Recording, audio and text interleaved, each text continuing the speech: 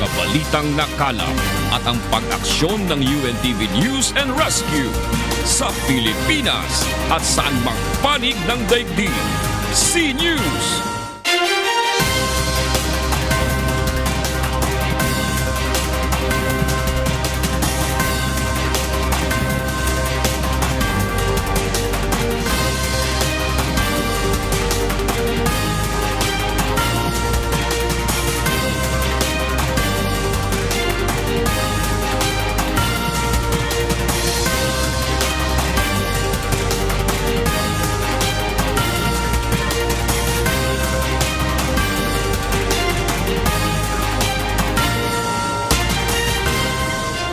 Yes, Flor, sa ngayon ay napanatili ng bagyong Sigoryo ang taglay itong lakas at kaninang alas 10 ng umaga ito namataan ng Pag-asa sa layong 615 km sa misilangan ng Tuguegarao City.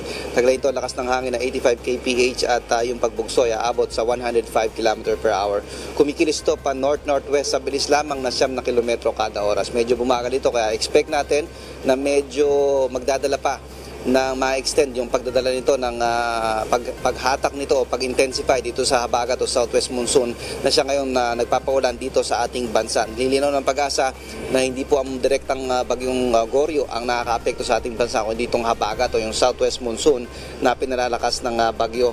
Partikular na makakaranas ng mga pag-ulan na posible magdulot ng mga pagbaha at landslide ang western section ng Luzon kasama ng Metro Manila at mahina hanggang sa katamtam mga pag-ulan naman ang Luzon at Visayas.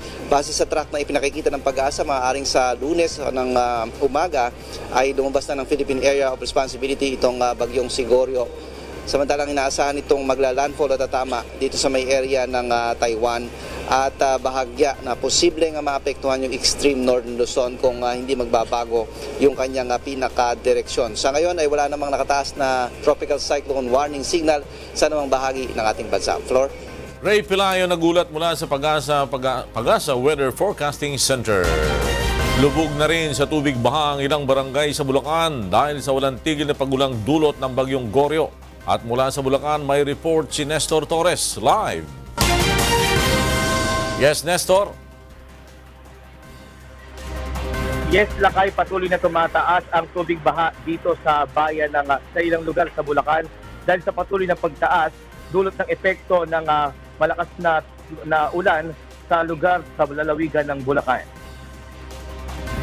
5 barangay na ang lubog sa baha sa bayan ng Marilao simula pa kahapon.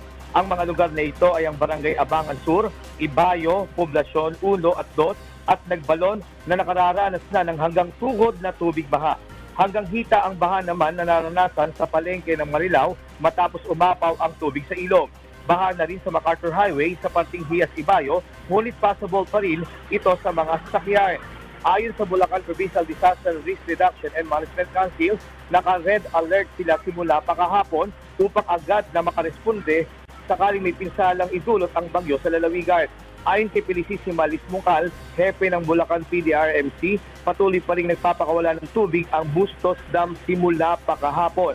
Sa ngayon ay naglagay na ng mga evacuation center ang municipal government pati ang provincial government sakaling magkaroon ng mga problema ang ating mga kababayan. At sa ngayon, Lakay, dito sa ating likuran, makikita natin sa Marilao, talagang bawat lugar sa 5 barangay na daraanan ay mayroong apektado ng pagbaha. At yan muna ating latest live mula dito sa Marilao, Bulacan. Balik sa dyan sa studio. Maraming salamat sa iyo, Nestor Torres, nag-ulat mula sa Bulacan. At maraming lugar dito sa Metro Manila ang binaha dahil sa walang tigil na pag-ulan dulot nga ng bagyong Goryo. Nasa Manila ang aming correspondent na si Aiko Miguel para bigyan tayo ng update. Yes, Aiko. Yes, Lakay, magandang tanghali. Nakakaranas pa rin ng walang tigil na pag-ulan sa Metro Manila dulot ng habagat na pinalakas pa ng bagyong Goryo. Karamihan sa mga lokal na pamahalaan ang nagsuspindi na ng mga klase sa mga paaralan at pamantasan gaya ng sa Pasay City, sa May Las Piñas, dito sa Manila City, sa May Parañaque at Malabon. At ngayong tanghali ay inununsyo na rin ng Quezon City na ang kanilang class suspension.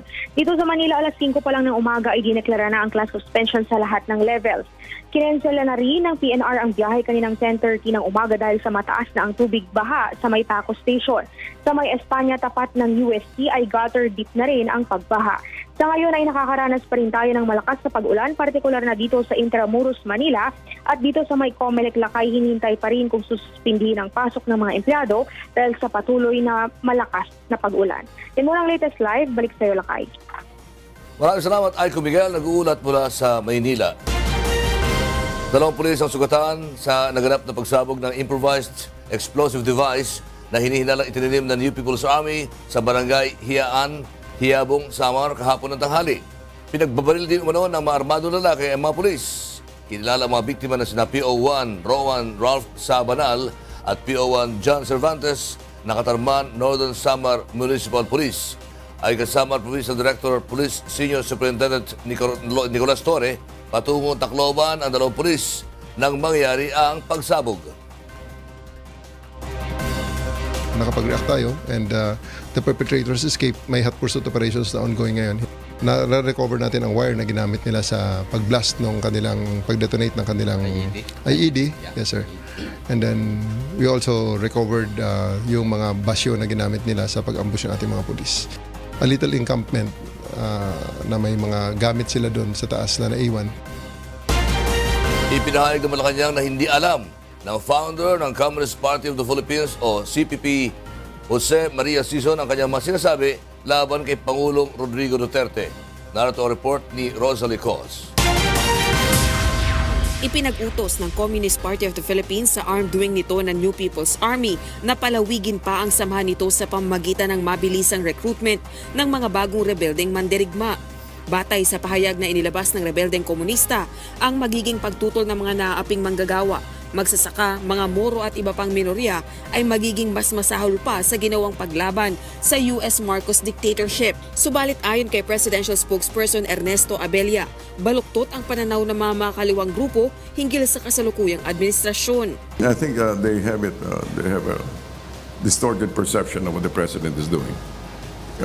Basically, the president has been very open, has actually engaged them. Lalo na at marami na ang ginawa ni Pangulong Duterte upang ipakita ang kanyang sinseridad na makipagpayapaan sa CPP, NPA, NDF. From where the president is coming from, he has actually bent over backwards in trying to accommodate them. Gayunman, walaan niyang karampatang aksyong ipinakita ang mga makakaliwa upang tumbasan ang uri ng pakikipagnegosasyong ginagawa ng pamahalaan. As his reactions lately, apparently he doesn't perceive that there is a common response, that there is a commensurate response. So I don't know about being worse or what, but the fact is the president has been quite open and has actually engaged those parties with openness. Sa ngayon, bagamat paulit-ulit na sinabi ni Pangulong Duterte na ayaw na niyang makipag-usap sa mga rebeldeng komunista, nakaantabay rin ang Malacanang at ang mga negosyador ng pamahalaan sa pinakahuling direktiba ng punong ehekutibo, ang formal termination ng peace talks. Rosalie Cos, UNTV News and Rescue, Malacanang.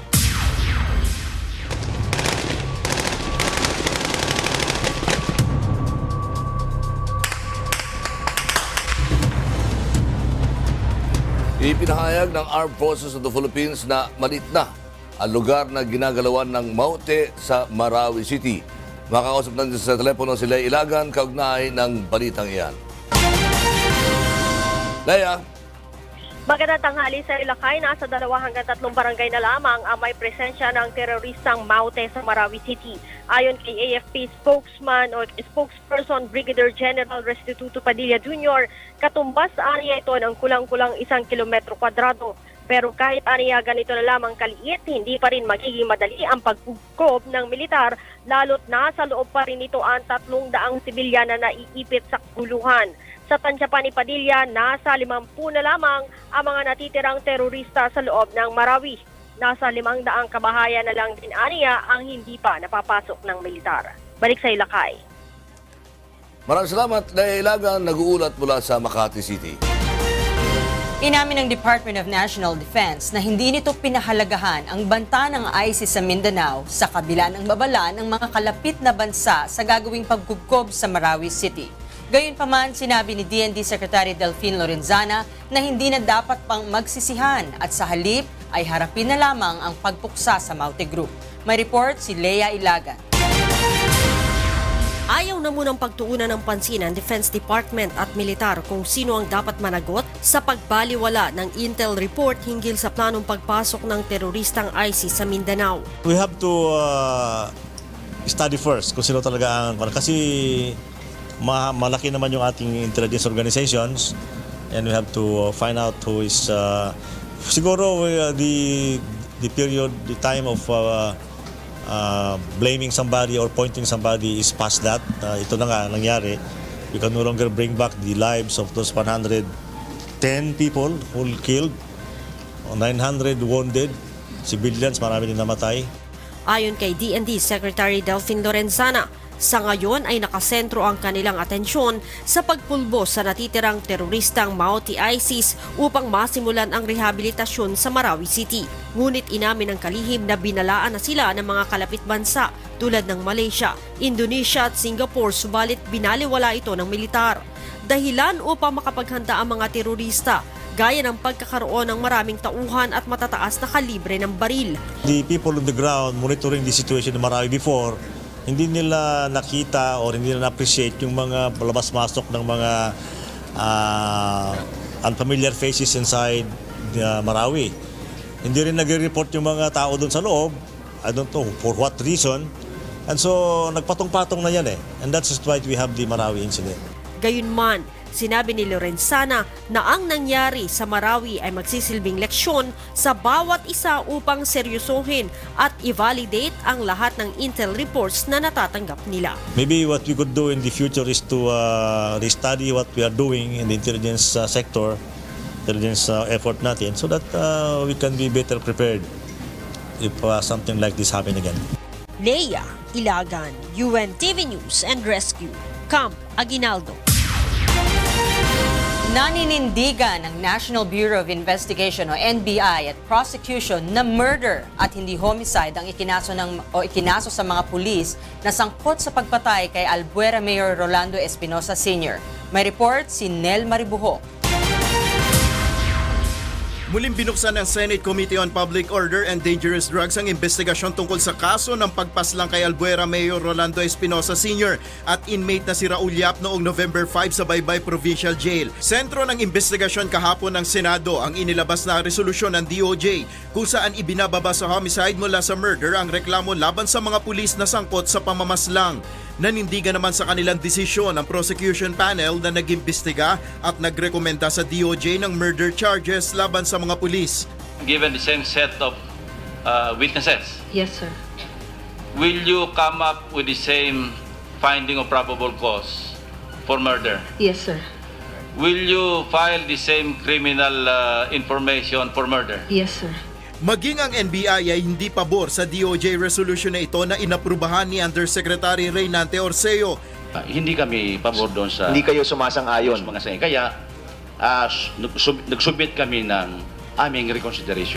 Sagot ni Undersecretary Orseo, hindi sapat ang mga ebidensyang ipinakita upang masabing premeditated o planado ang pagpatay kay Espinosa. There was a report in the NBI that a gunpowder was positive on the hands of both the deceased, Espinosa and Yap. Kinuwestiyon naman ng mga senador ang karapatan ng isang DOJ Undersecretary na mag-review ng kaso kung saan ito ay kapangyarihan lamang ng isang sekretary.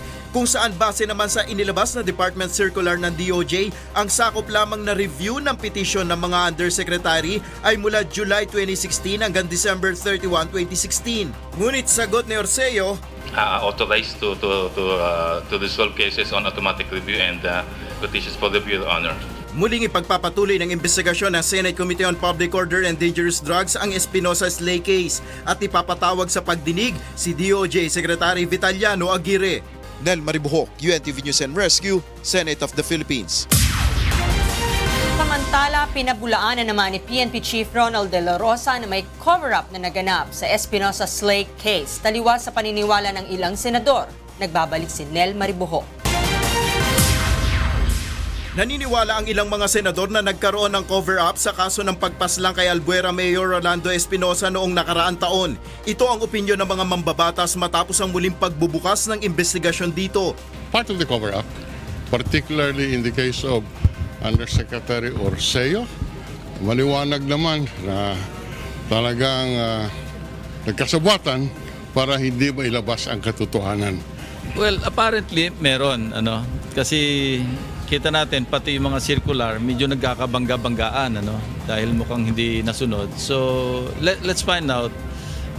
We're thinking of conducting another hearing. Ngunit ayon kay PNP Chief Police Director General Ronald De La Rosa, imposibleng pagtakpan nila ang kaso laban sa mga pulis na sangkot sa krimen. Cover up. Lahat naman pinailan din kaso sa kanila, di ba? Paano tayo mag-cover up? Siguro kung hindi natin pinailan ng kaso, may cover up. Muli ring dumipensa ang PNP Chief sa reassignment ni Superintendent Marvin Marcos at iba pang pulis na itinuturong pumatay kay Espinosa. So nagpo sila ng bail, nung nakalabas na sila sa kulungan, their leave of absence was lifted. So technically, they are back to full duty status. Nung nag-full duty status na sila, they can be assigned anywhere. Being the Chief PNP, I have the power to use all the resources within the PNP organization. Naninindigan din ng pinuno ng pambansang pulisya na walang impluensya ni Pangulong Duterte ang anumang judicial process o internal affairs ng PNP, partikular na sa desisyon sa kaso ni Marcos. Nel Maribuhok, UNTV News and Rescue, Senate of the Philippines. Susunod, Chief Justice Maria Lourdes Sereno sinagot ang pahayag ni Pangulong Duterte hinggil sa implementasyon ng reproductive health law sa bansa. Edukasyon at infrastructure projects. May pinakamalaking alokasyon sa 2018 national budget. Foreign Affairs Secretary Alan Peter Cayetano tiniyak na alinsunod sa konstitusyon ang planong joint exploration ng Pilipinas at China sa West Philippine Sea. Nadagdagan pa ang mga lugar at paralan na nagdeklara ng class suspension ngayong araw dahil sa malalakas na pagulang dulot ng bagyong Goryo. Ngayon tanghali, nag-anunsyo na rin ng walang pasok sa lahat ng antas ang Quezon City, pati na ang Binangonan, Cardona, Taytay, Rizal. Suspended na rin ang pasok sa all levels sa Hagonoy, Marilao, Ubando at Pulilan sa Bulacan, pati na sa San Pedro, Laguna. Preschool to senior high school naman ang walang pasok sa Rodriguez, San Mateo, Rizal at Falcon School sa Fairview, Quezon City. Grade school to senior high school naman ang walang pasok sa Ateneo de Manila University, habang kinder sa senior high school sa Far Eastern University, Quezon City, St. Mark International Academy at St. Teresa's College, Quezon City. Wala na rin pasok ang Angelicum College sa Quezon City, lahat ng campus ng Arellano University, Centro Escolar University, Claret School of Quezon City, pati na ang College of St. Catherine.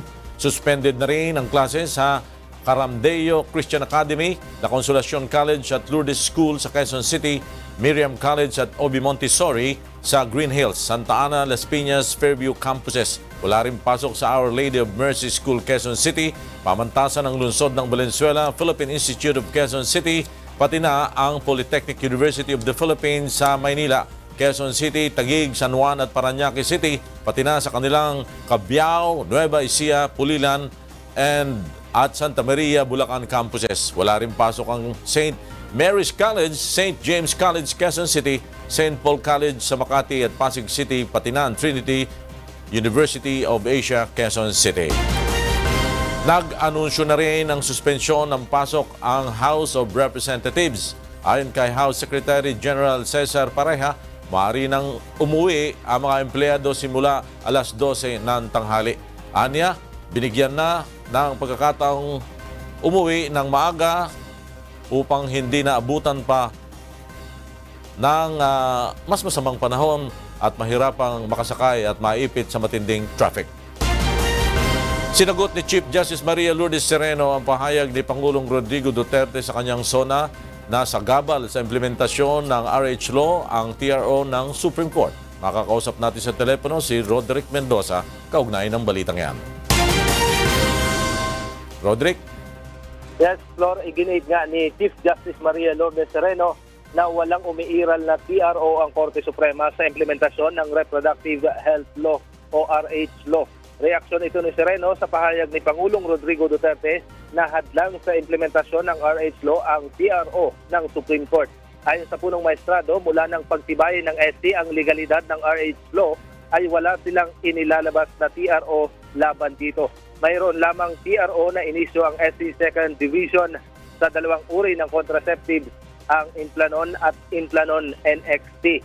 Pero nasa kapangyarihan na niya ito ng Food and Drug Administration dahil nagbigay ng kondisyon ang korte na mawawalan ng bisa ang TRO kapag napatunayan sa pagsusuri na hindi ito abortifacient o nakapagpapalaglag ng sanggol. Hindi na niya kasalanan ng korte kung hindi pa rin naaalis ang TRO sa dalawang uri ng contraceptives dahil ipinagkatiwala na ito sa pagpapasya ng FDA. Flor?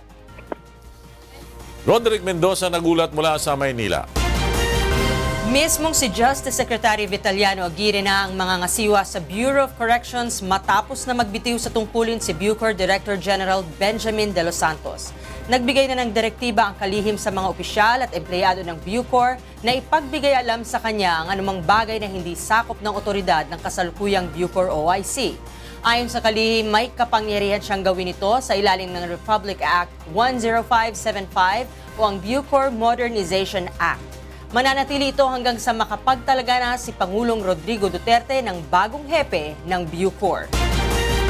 Kasalukuyang nagsasagawa ng hearing sa kasong plunder ni dating Senador Bong Revilla Jr. sa Sandigan Bayan. Makakausap natin sa telepono si Grace Casin, kaugnay ng balitang yan. Yes, Grace? Kim, 4 na witness ang niresenta ngayon ng prosekusyon sa Sandigan Bayan. Kaugnay pa rin ang pagpapatuloy ng paglilitis sa kasong plunder ni dating Senador Bong Revilla Jr. Ang mga ito ay tumitestigo sa korte na wala silang tinanggap na livelihood project sa kanilang lugar sa Quezon Province.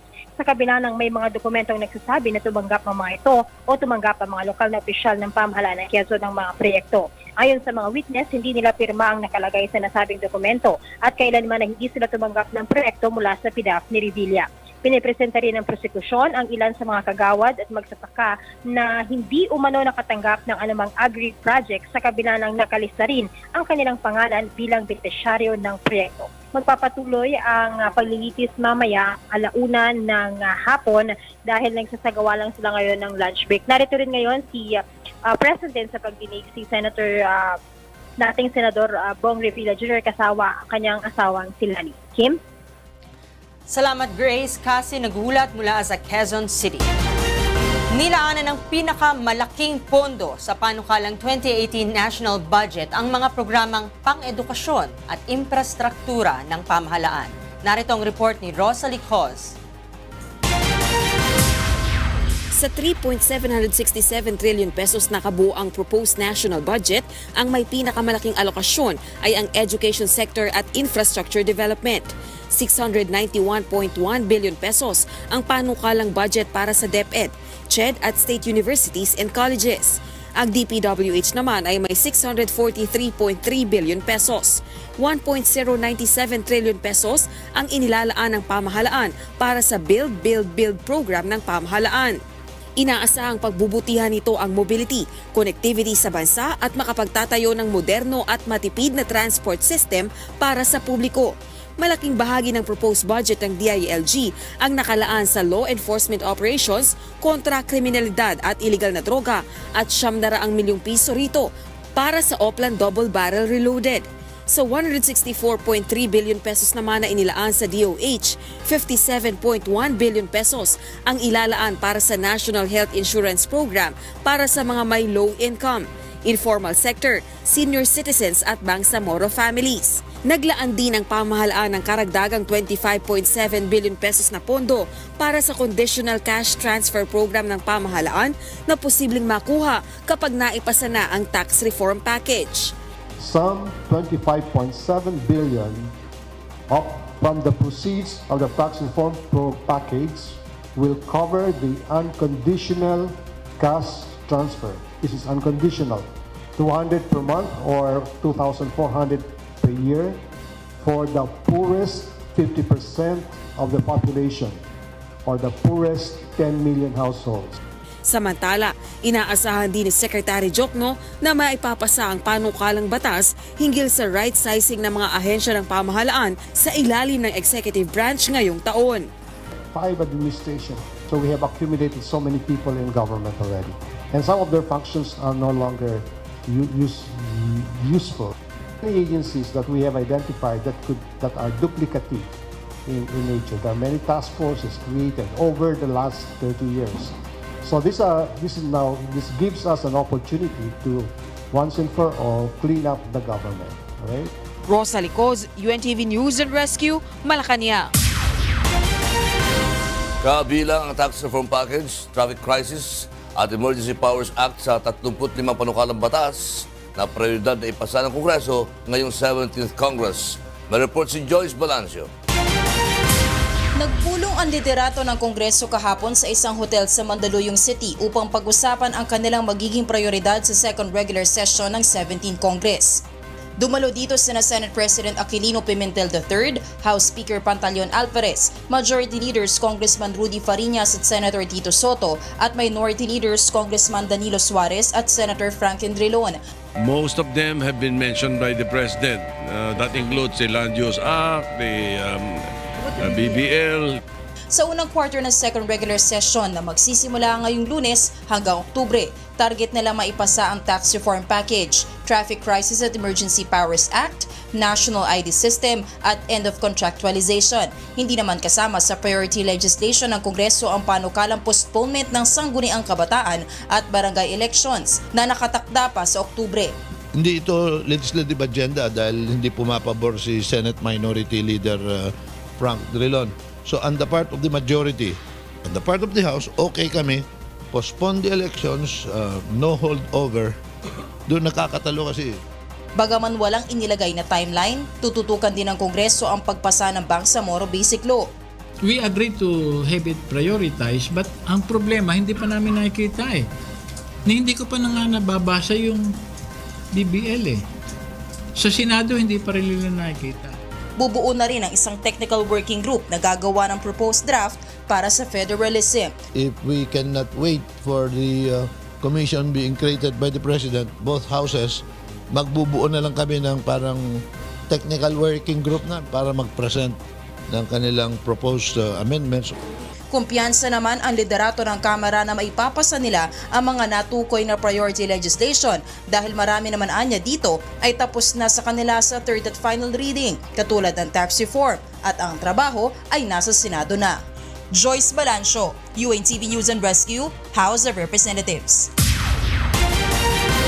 Inamin ng Department of Foreign Affairs o kay DFA na magiging mahaba ang proseso sa planong joint exploration ng Pilipinas at China sa West Philippine Sea dahil dapat na isaalang-alang din ang posisyon ng mga kalapit na bansa sa ASEAN. Narito ang report ni Maki Libradilla. Mahaba-haba pa umano ang usapan bago maisakatuparan ng joint exploration ng Pilipinas at China sa West Philippine Sea. Ayon kay DFA Secretary Alan Peter Cayetano, kapag minadali ang proyekto ay baka magdulot lang ito ng destabilisasyon sa iba pang Asian countries na naghahabol din sa West Philippine Sea.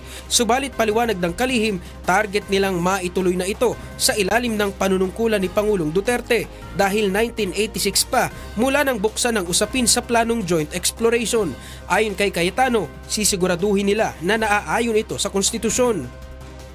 The Philippines will take a very conservative approach, meaning we will interpret the provisions of the Constitution to be restrictive and to be beneficial to the Filipino people. Sa ngayon, hindi pa idinetalye ng kalihim ang magiging laman ng negosasyon ng Pilipinas sa China.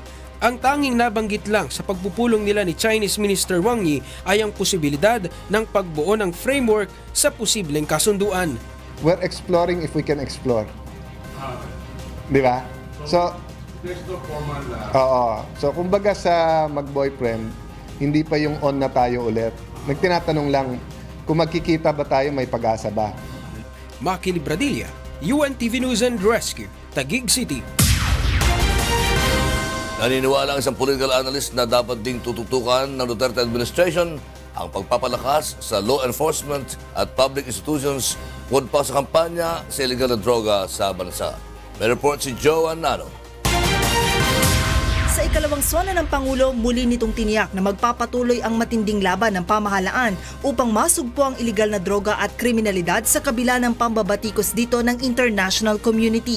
Subalit para sa political analyst na si Edmund Tayaw, kinakailangan na may kaakibat ding plano ang gobyerno sa pagpapalakas ng pagpapatupad ng batas at public institution sa bansa.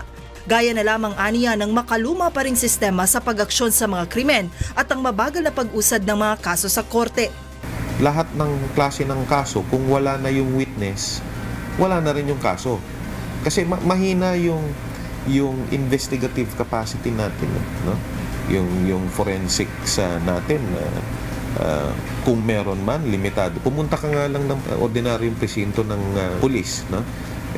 Maswerte ka kung may makikita ka doong gumaganang network ng computer. Ilalagbook pa yan. Ganun ka backward. Aniya, isang paraan din ito upang maiwasan na maiugnay pa ang Pangulo sa isyu ng extrajudicial killings. Bukod pa rito, dapat din aniyang matugunan ng problema sa kakulangan ng mga nakadeploy na pulis, partikular na sa mga probinsya upang masupil ang mga krimen. May mga probinsya tayo, no, na sa isang munisipyo, 3 hanggang 5 lang ang regular, no, na miyembro ng kapulisan.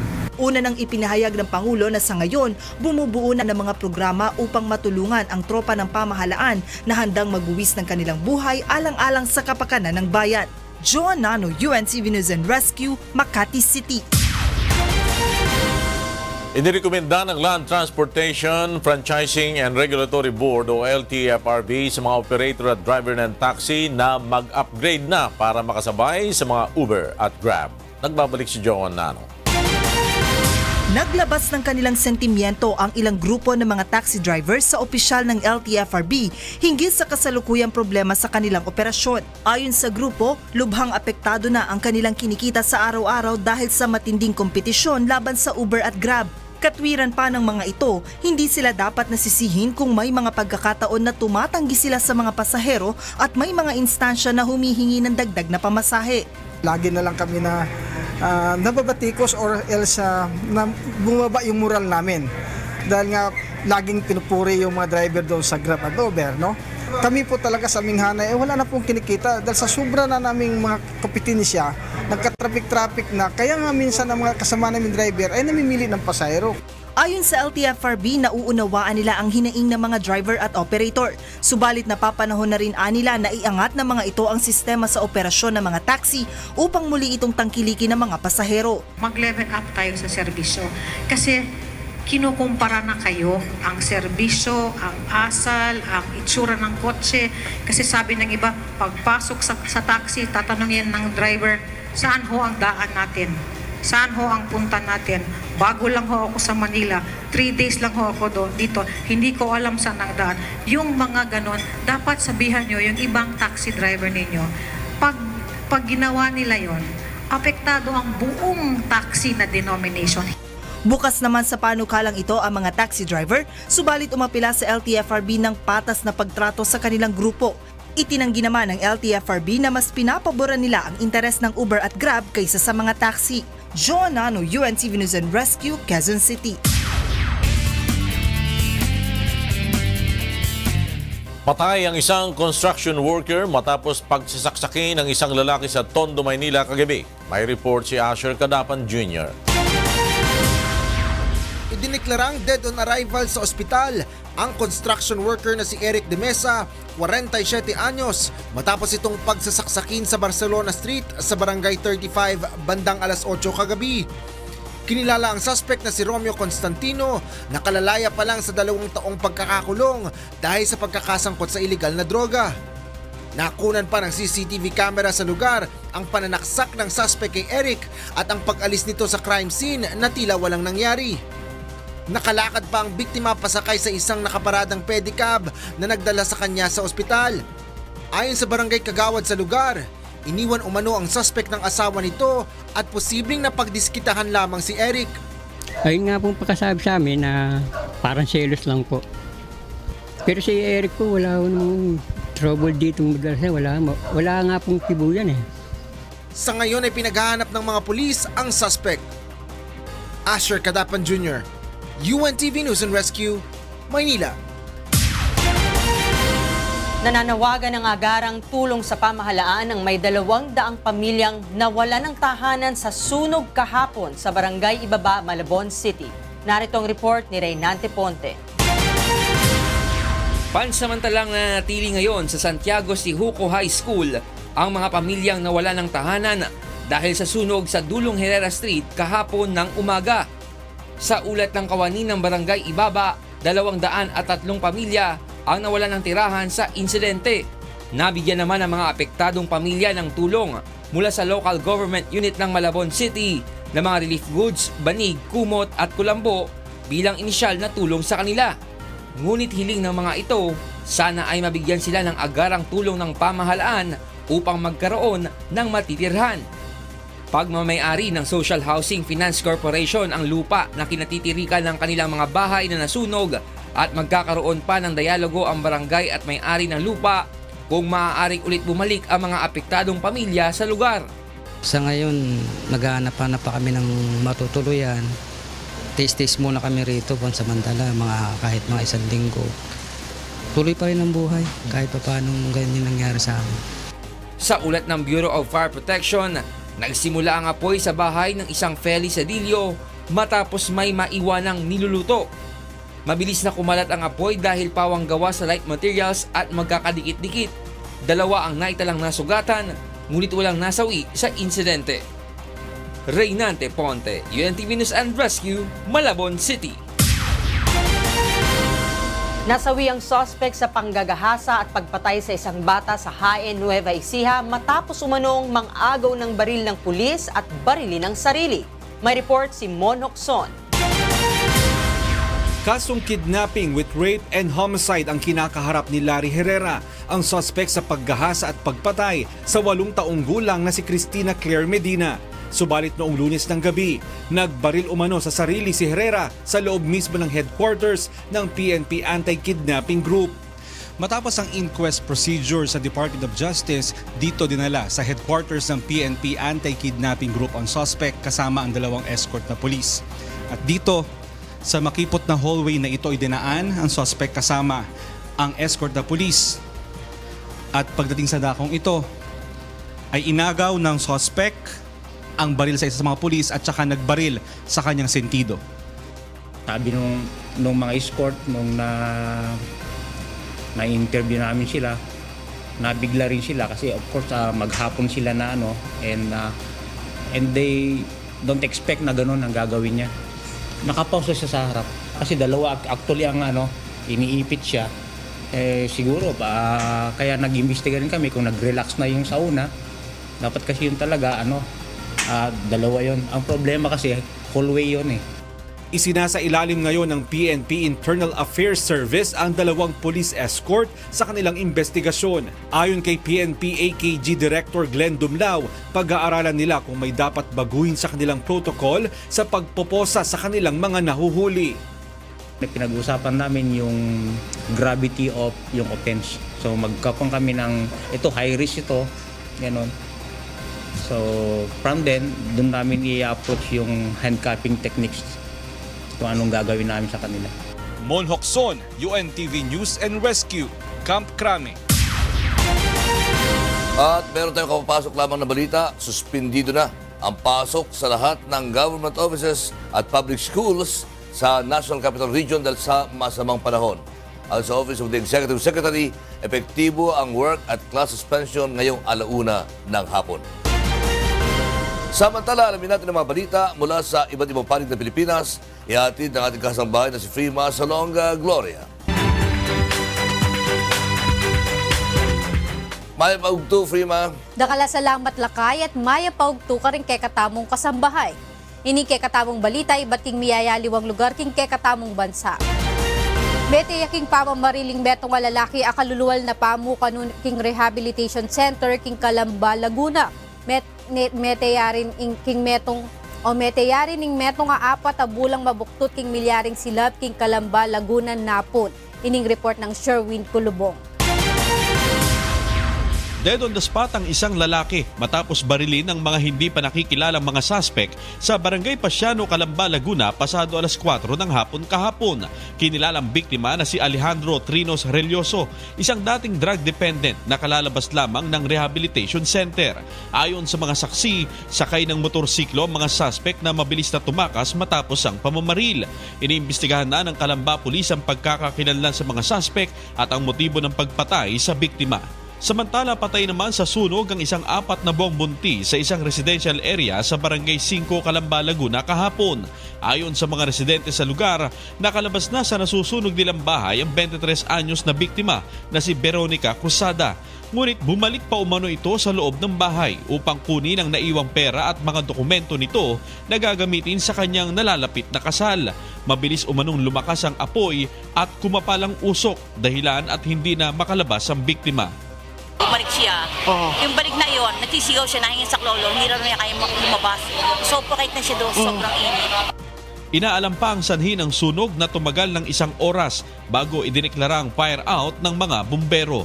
Sherwin Kulubong, UNTV News and Rescue, Laguna.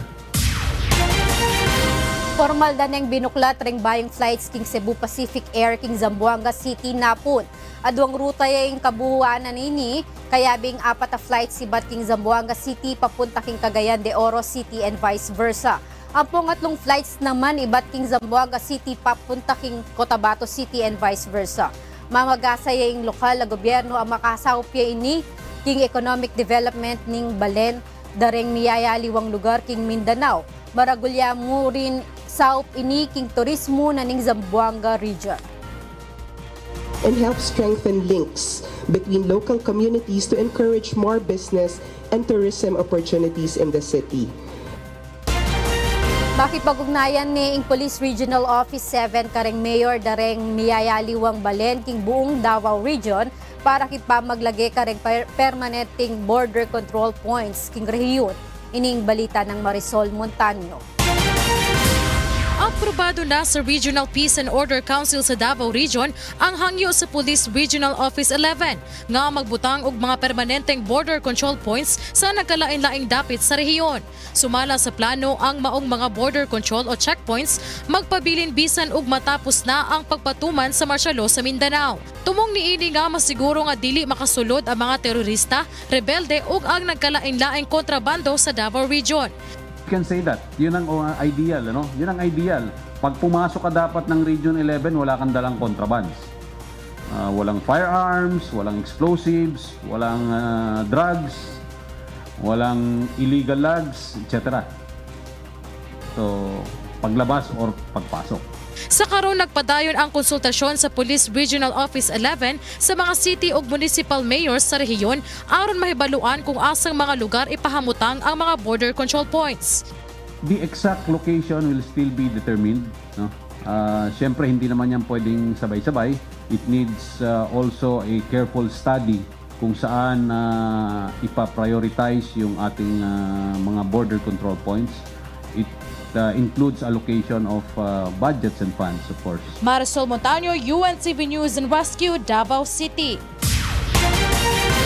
At yan yung kekatamong balita, iba't king miyayaliwang lugar king kekatamong bansa. Mibalik kayo Ken Lakay. Dakan salamat, Frima Salonga Gloria. Nagpasiklaban ang mga aspiring singers sa ginanap na Discovery audition sa Bacolod City. Narito report ni Leslie Longbowen. Mula sa Luzon, sinamahan natin ang Discovery team sa dako ng Visayas para tuklasin ang angking talento ng mga Ilonggo. Ang first stop ang capital ng Negros Occidental, ang syudad ng Bacolod. Tinaguriang The City of Smiles. Kaya naman puro masasayang mukha ang nabungaran natin sa isinagawang Discovery On-Ground Edition sa Bacolod City.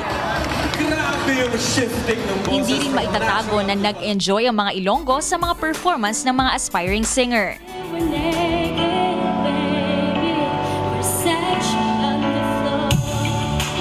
Isa sa mga talented auditionee ay ang working student na si J.M. Bales na mula pa sa Iloilo.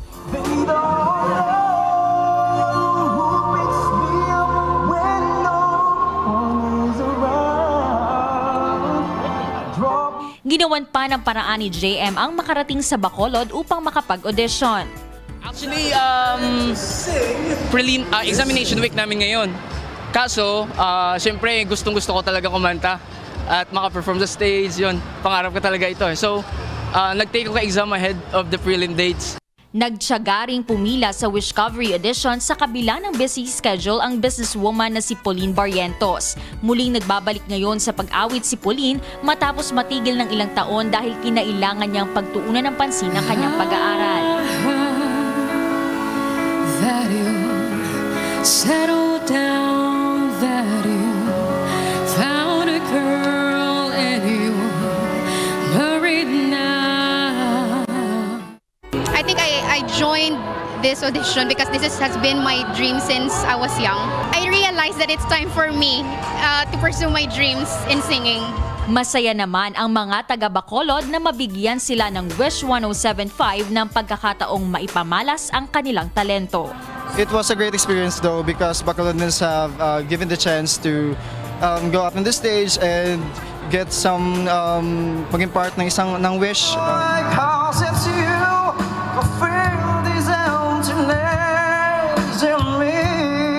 Ang susunod na on-ground auditions ng Wishcovery ay isasagawa sa Cebu, Baguio at Manila.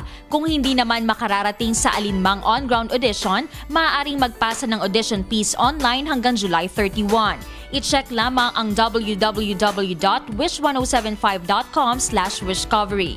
Don't forget me, I beg, I remember you said. Leslie Longbowen, UNTV News and Rescue, Bacolod City. At yan ang mga balitang aming tinutukan at inaksyonan. Dahil sa aming pagbabalita, una ang pagkalinga sa kapwa. UNTVC News, may balita sa mampanig ng daigdig. Magandang tanghali. God bless.